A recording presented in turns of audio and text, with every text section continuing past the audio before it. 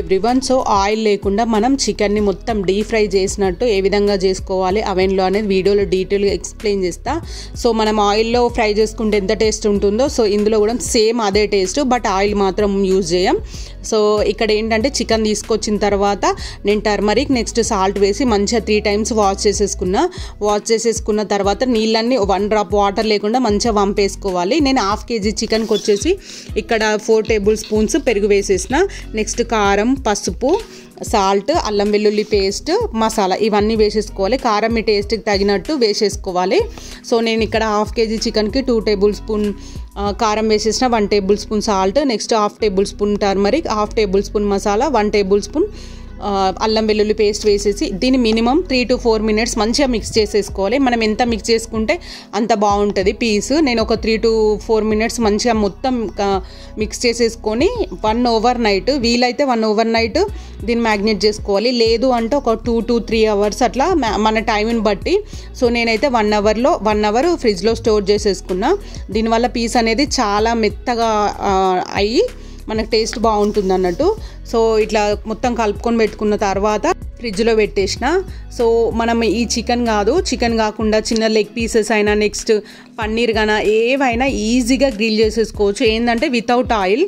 So only heating తోటే మనకు మొత్తం పీసెస్ అనేది మంచిగా ఫ్రై అయిపోతాయి. నేనేంటంటే ఇక్కడ కూలింగ్ ర్యాక్ ఉంది కదా, కూల్ ర్యాక్, దీనికి వచ్చేసి నేను ఆయిల్ అనేది మొత్తం అప్లై చేస్తున్నా. కిందిది బేక్ ప్యాన్. ఈ బేక్ ప్యాన్ ఏంటంటే దీనికి మనం ఇప్పుడు ఈ కూల్ ర్యాక్ పైన చికెన్ పీసెస్ పెడతాం కదా, దానికి ఉన్న మసాలా కానీ ఆయిల్ కానీ కింద పడుతుంది కాబట్టి సో ఈ ర్యాక్ అనేది బేక్ ప్యాన్ అనేది పెడుతున్నా. దీంట్లో వచ్చేసి బేక్ ప్యాన్లో బటర్ పేపర్ కానీ అల్యూమినియం పేపర్ కానీ వేయాలి. ఎందుకంటే డైరెక్ట్ దీనిపైన పడితే మళ్ళీ హీటింగ్కి అది కొంచెం మనకు తోమనికి ఫ్రీగా ఉండదు కాబట్టి బటర్ పేపర్ వేస్తే బటర్ పేపర్ రిమూవ్ చేయడానికి ఈజీగా ఉంటుంది.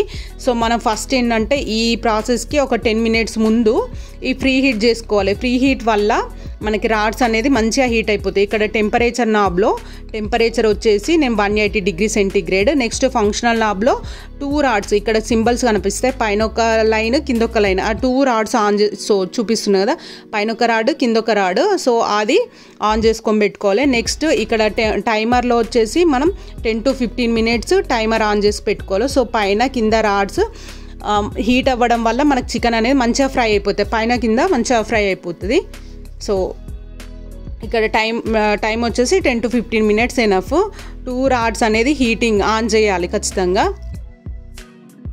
సో మనం ఈ ప్రాసెస్ చేసినప్పుడు లోపల మనం కూల్ ర్యాక్ కానీ నెక్స్ట్ బేక్ ప్యాన్ కానీ ఏమి ఉండొద్దు, లోపల ఏమి ఉంచొద్దు. సో ఇట్లా ఆయిల్ రాసిన కదా ఈ కూల్ ర్యాక్కి, దీనిపైన మొత్తం చికెన్ అనేది మంచిగా పెట్టేసుకోవాలి. So only chicken leg pieces అయినా ఈ విధంగానే వేసుకోవాలి. నెక్స్ట్ ఎట్లాంటి పీసెస్ అయినా చిన్నగా పీసెస్ చేసినా కూడా ఇట్లనే పెట్టేసుకోవాలి.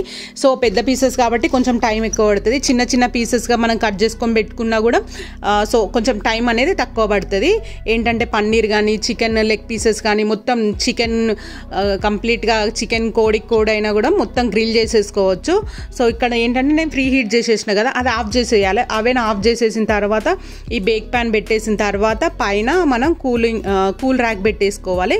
సో నేను మిడిల్లో కూల్ ర్యాక్ పెడతాను, ఎందుకంటే పైన రాడ్స్ కింది రాడ్స్కి మిడిల్లో పెడితే ఏంటంటే మనకు పైన కింద ఈ చికెన్ పీసెస్ అనేవి మంచిగా ఫ్రై అయిపోతాయి. సో ఫస్ట్ ప్రాసెస్ అయిపోయింది కదా, మళ్ళీ మనం ఆఫ్ చేసేసిన తర్వాత కంప్లీట్గా ఎంత టైమర్ పెట్టుకోవాలి అంటే 200. మనం ఇంతకుముందు ఏంటంటే 180 degrees centigrade పెట్టేసినాం కదా టెంపరేచర్, ఇప్పుడు వచ్చేసి 200 పెట్టుకోవాలి. టైం వచ్చేసి మనం 30 minutes పెట్టుకోవాలి ఇక్కడ టైమర్లో.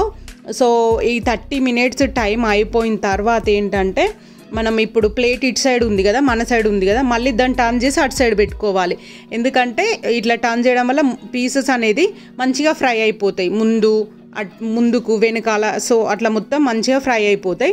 సో నేను తీసేసి నెక్స్ట్ అటు సైడ్ టర్న్ చేసి పెడుతున్నా. అదేవిధంగా చికెన్ పీసెస్ని కూడా ఫ్లిప్ చేయాలి. ఇట్లా ఫ్లిప్ చేయడం వల్ల ఇంతకుముందు కింద మంచిగా ఫ్రై అయి ఉంటాయి కదా, ఇప్పుడు పైన ఫ్రై అవుతాయి. ఈ పైన ఫ్రై అయ్యేటప్పుడు ఏంటంటే మన పైన ఏంటంటే కొంచెం లైట్ ఆయిల్ కానీ గీ కానీ రాసుకుంటే మనకు టేస్ట్ బాగుంటుంది. సో మనం పైన ఇట్లా చికెన్ పెట్టేసినాం కదా, మళ్ళీ పైన రాడ్స్ అనేది ఆన్ చేసుకోవాలి.